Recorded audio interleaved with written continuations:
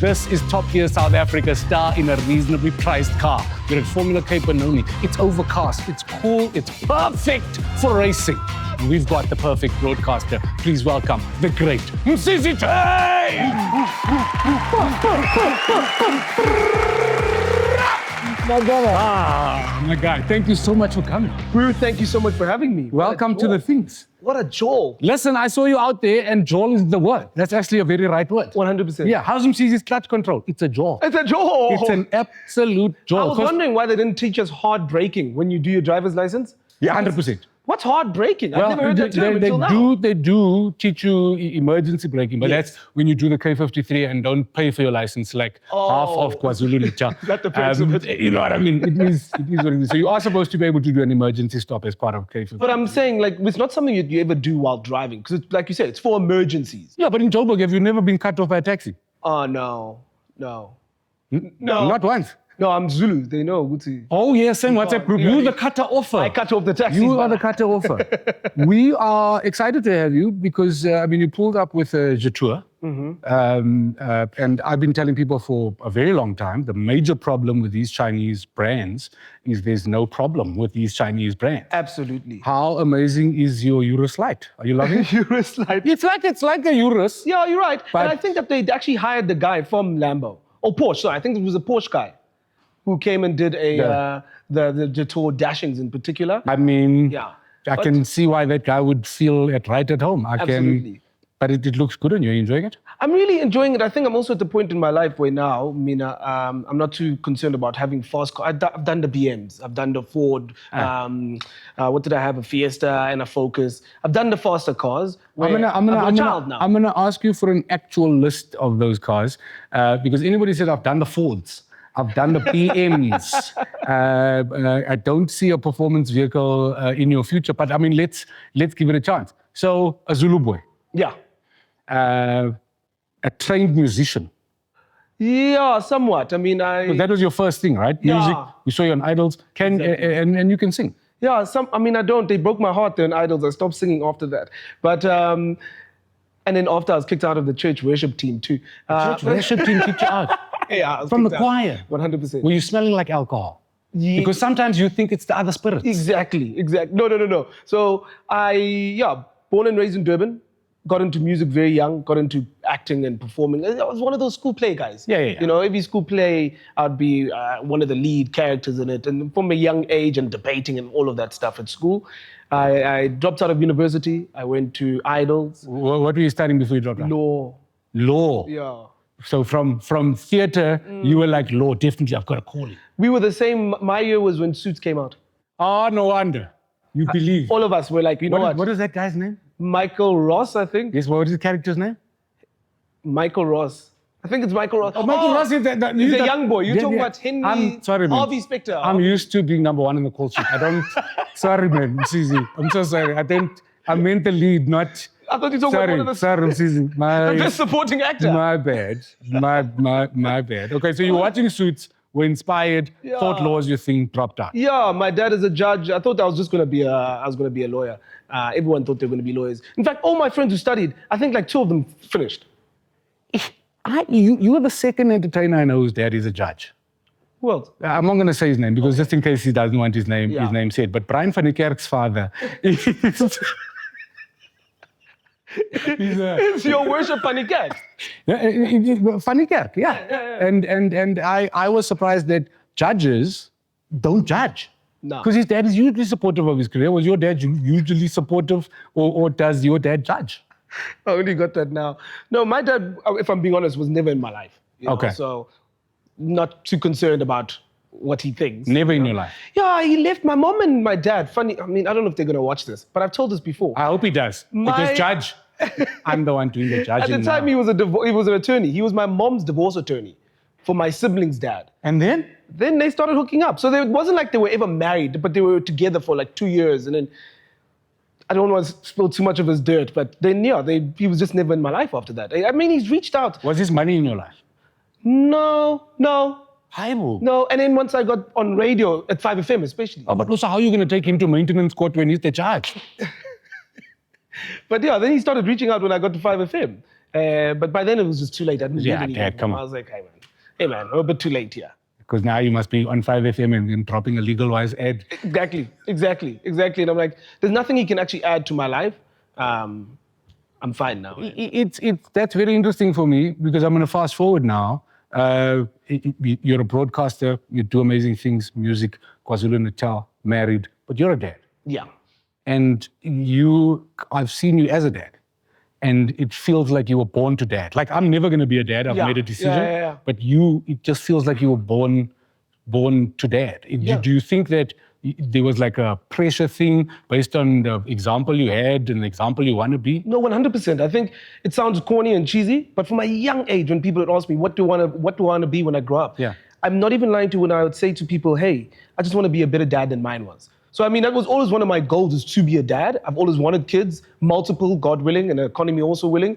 But I always knew that even being better than a great man or a great husband or a great entertainer, I knew I was going to be a good father. And I put a lot of time and effort into that. I appreciate that so much. I mean, we got so much in common. My dad probably spends as much time in court as your dad because he's an alcoholic. And he may not be a judge, but his license has been suspended many times. Is the truth.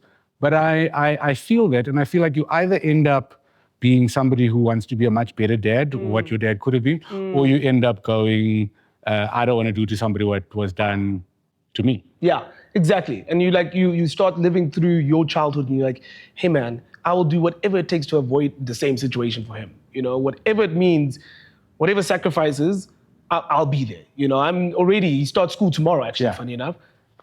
Taking him to school every day. I mean, we have boys' days.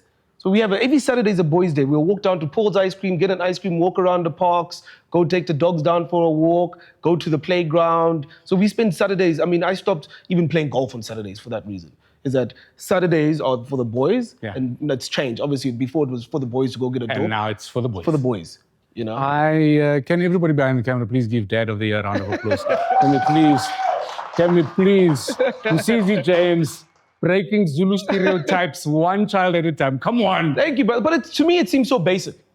I think it seems so basic to want to do those type of things. It doesn't seem like a lot. I think it seems so basic because you had the extreme of the wrong example, and then obsessed about what it should be. And I think maybe that's why. But I know a lot of people who didn't think about it when they were, in the conception process, and now you just have a thing that's there all the time.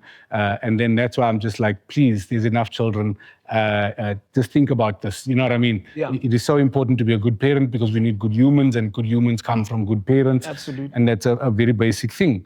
My dad, however, for all his faults, did introduce me to cars. My dad's a mechanic. And my love of cars comes from the fact that there was a different car that he would come home with every day. Okay. On weekends, there were 5 different cars in the yard where I was getting to help him. And that's where my obsession with cars started. So what's your story with cars? Do you even like cars? Yeah, I love cars, man. And I think, similar credit to my dad, I think he had the first nice car I'd ever seen. I think he had come to drop off or pick up something at the house when I was very young. Yeah. And he had one of those old school Jaguars, and I remember thinking, wow, all I know is ventures. Like my whole life, I thought I wanted a venture. Like I was like, you know what? One day, it's the Zuluest thing I've ever heard in my life. I'm sorry, Zulu people. I know I'm coming for you today, but my dad put up in a Jag, and all I wanted was a venture. And I said, his car's nice, but it's small. The venture, I can put everyone in here. Can load. Everyone can go here. We can load. I'm gonna make money with the venture. It's a business. How many people can you fit in a Jaguar? And the maintenance cost also. Profit lines. Venture, I'll fix it myself. My guy, if they break, you know what I mean? Yeah, so I think that was the first thing we were introduced in with the school transport. The guy would pick us up, obviously, standard case back then. Then my sister got an old school Beetle. Yeah. For 5,000 Rand, which back in the day we were like, it's a lot of money. But now those things, what are they, like 50K at the lower end? Yeah, for a bad one. Exactly, for a very bad, and hers was pristine. Do you remember what was written on the back? No.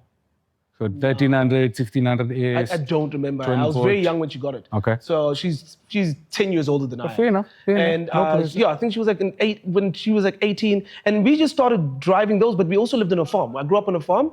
And so, we would drive the tractor, So we grew up driving the tractor and then getting in trouble for controlling the tractor at like 5 years old. and then moved on to driving her car. And I mean, you rushed there. On a farm, you got to drive the tractor. Yes. Like one of those proper like a John Deere. Like a big John Deere looking thing. And then just used to have fun with the tractor. What were you guys farming? Mushrooms. It used to be a mushroom farm. So we still had all the equipment, but it was no longer operational as a mushroom farm when I was growing up. Based on law. Yeah. It wasn't legalized yet. But yeah, so it was like I want to say at the farm, there was like 10 of us kids. Yeah. And we would literally on weekends when the guys who actually use the equipment would be at home, because they didn't even have keys. You could just start those things back in the day. I'm going to be crude. Can I be crude? Yeah. I think we're friends, bruh. Yeah. You have got not one syllable of farm in your English. Like I'm trying to figure out what farm was this where they were like, good morning, Squire. How are the shrooms on the other end of the Shire? Like I mean, just be honest with us. No. Because do all 10 farm children speak like you? Did you buy like a separate bundle? Yeah, no, I don't know. But I think it was school, obviously. I mean, I didn't speak English. Do not justify my tomfoolery with an honest answer. I didn't speak English until I was 6. We got up to Beatles, Ventures. What car did you learn to drive on and who taught you? I want to say it was my sister's second car. Yeah. And it was like an Uno. I think it was an Uno that she had. The Uno? Yeah. I think it was an Uno because the next one was an Opel. Much easier to drive than the Beetle. 100%. Oh yeah, that Beetle was horrific to drive. No, the Beetle, the clutch is You've got to here. like to drive. Literally, Yes. you move the gear stick from the southern hemisphere to the northern. Exactly. So you learn on the Uno. What is your first? And let's actually, when you're learning on the Uno, what's your dream car at this time? At that time, it was probably the Ford Focus. So ST. you wanted a Ford Focus ST. Yeah. That was the 5-cylinder at that time. This is Boma 2006. Yes. How old? No, this is 2011. And I think it was they were all as orange. Yes. It was the only car that was orange. Well, Ford historically has that constant orange, the burnt orange, and orange is their color. And that was the color to get your focusing. Exactly. So you wanted a Ford Focus. You learned on a Uno, and your first car was? The day I got my license, I got my first car. And it was a Ford Fiesta. Fantastic car. I had to get rid of it when I moved to Joburg. Why? Because of the manual. And I lived in Four Ways at the time. What a privilege. And so every day was like, imagine? What was William Nickel back then and Vic Copen and Cedar. Yeah. And I lived on Cedar. And I was like, I can't drive this car here. It amazes me what a short memory South Africans have. Because someone used to drive a tractor. Now, just this clutch on this Fiesta is killing me. I wish I had my John Deere. Exactly. My one-year-old Fiesta. But yeah, just to finish up on the farm. Yeah, I grew up on the farm. I actually have one now too. But we're not farmers, you know? So you have a farm? Yeah. What do you farm? No, we don't farm. We don't farm. So then why do you call it a farm? It's a parcel. It's not a plot. No, it used to be a farm. And now we're in the process of turning it into a wedding venue. Ah. Yeah, so it used to have nuts. You call it James Manor. Yeah, or Lincolnshire. My son's name's Lincoln. You know, Lincolnshire. I like Lincolnshire because it can also be a threat. Shire, when a Lincoln. Shire, when a Lincoln. Yeah, I like that. Lincolnshire you, as we have to speak German to where the level of my Zulu is now. Lincolnshire you. Mina Shire you, Lincoln. Mina Shire you. I'll shire you now. That is so beautiful. I want to say thank you. Dream car now. Money not an object? Yeah. The new, ooh. This is going to sound very weird. X90, the Volvo. You are so serious about this dad thing. Yeah, I'm so... The Volvo. You know what the problem with the X90s? What? It's exactly like the Jatua, no problems. It is a fantastic car. I think it's the best Volvo in the market at the moment. It's the best way to spend R1 million. Where I'm like, hey man. Second hand maybe for R1 million and an XC90. Yeah. But I'm just thinking to myself, that thing is so nice.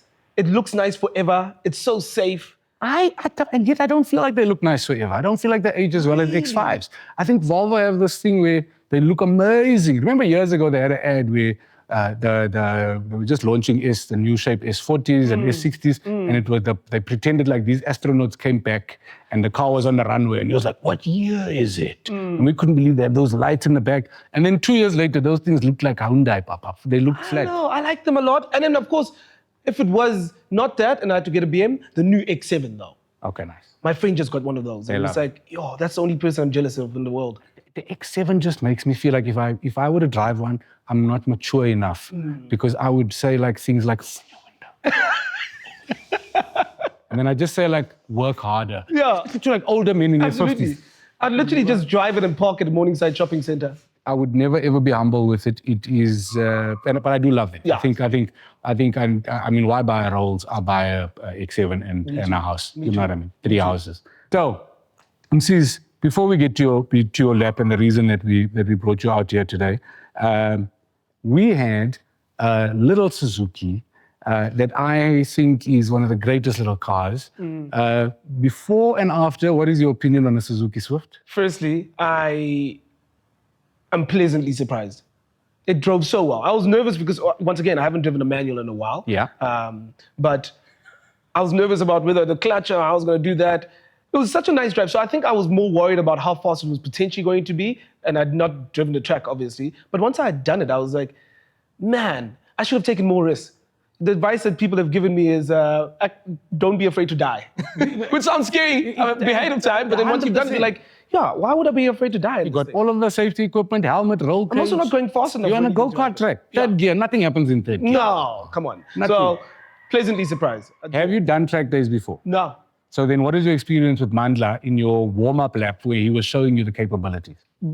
Great. I think he was really good at explaining. I'm just bad at comprehension. Also why I dropped out of law. But he would tell you very early. So that was my problem. That I didn't know when he was telling me to brake. Okay. He was just telling me it's coming up. And you were already... I'm braking too early. But of course, we fixed that. Does your wife ever complain about communication? Yeah. Say things like, you're a broadcaster. You're the worst at communicating, but it's your job all the time. I get it. I love you, babe. I'll try to speak more. So when I chatted to Mandla said to me, I think he's good, but there's too much going on in his head. Yeah. So I think he could be quick, but if he just sorts his thoughts out, I have that loud head problem. Was that a problem where you were trying to think about everything all the time? All the time. All the time. I think there's just always something going on. And in my head, I'm literally thinking about where I need to be next, or what I'm going to do today on the show, or what I'm going to get for dinner for my kid, or there's always something going on. Even golf. I play a lot of golf. Yes. But the biggest problem with my golf game is that I'm not focused. And golf is the one where you can't be anywhere else. Exactly. You, the ball, nature, the rough. That's me. That's basically. And it doesn't allow you to be thinking about other things, which is why I enjoy it. But my head is just always going. Always going. So do you think a couple of more laps you'd have done better? Before we watch your lap, we got Mpo Pops on top. We got DGP at number 2. I'm still stuck at number 3, but the car wasn't warmed up yet. It was like 200 kilometers in the clock. It was a very hot day. Okay. I really could do better than that. When you look at it now, before we watch your lap, what's your ambitions? You know, in my head, when I was driving out there, I was like, oh, that's a minute and a half. But then I see Celeste is 122. Yeah. And the CEO is 115. Yes. I'm thinking then around there somewhere. So I would say in between the two of them, or just above the CEO. So you are saying, you're saying Courtney Paul is going to be... Yeah. I don't know this level of humility, but I also know... Courtney looks like she can drive, eh? I also know... No, but Courtney does look like she can. Yeah. But I also know a big setup of somebody trying to lower our expectations. So let's have a look. We invited him. He said yes. He came. He hosts Afternoon Drive. But can he drive? Let's have a look. This is Msizi James. Okay. Oh, that single gray hair is like a racing stripe, my friend. I know you're going to be fast. Okay, the focus is immense. He's off the line nicely. Oh, hands strictly 10 to 2 there. Oh, quarter to 3, and Msizi, I'll give you. All right, no communication, no entertainment. He is racing. All right, arms are crossing, but it's fine. It's fine. Listen, that line is lovely. That's exactly the way you want to take that corner. If that front wheel doesn't pop off the ground, you're not being aggressive enough. A little bit wide there, but yeah, exactly. I didn't hug that nicely enough. A little bit wide, but you're fine. Let's just see what you do on that back straight. Oh, okay. That's a shortcut. I don't know if that's a penalty, but... Okay, here we go. Here we go. Oh, there's a couple of things I could have done better there. And this is your best lap. This is your base lap, and there's a couple of things you could have done better. Come on. And as you come around, come on. All right, now it gets a little bit tricky into these little corners here. Horrible. You're looking nice. The pace is beautiful through the S. Come on. Too much pressure. Coming down to that final straight. There we go. Stay planted. Brake, turn. Now here, your gear change when I was watching your warm-ups. Nice. Not happy. No. He's not happy. I could have done that so much better. I think you just did it right. Let me say, at no point did you look like a race driver, except for the racing stripe in the beard. But I love the fact that you showed up, you focused, and I can see that it was important because I saw the disappointment in your eyes as you crossed the line. Absolutely. I mean, lots of fun. Don't get me wrong. Come on. Lots of fun. I can't wait to do it again. In fact, what time do you guys close here? We will stay open for you. Thank you so much. But there's a couple of things that I definitely picked up that I did completely wrong there. Now that you've watched it, where do you think you came? I think exactly what I said. So I think just above Celeste. So you're still there? Yeah. Just now you said above Ghana and Sandile. Yeah, there's such a big difference there, 15 and 22. I haven't seen it. There have been a couple 17. of whispers. I don't know if those whispers mean that you were better or worse, but I'm just going to move my chair. Why is my heart beating? Do this as exciting as possible.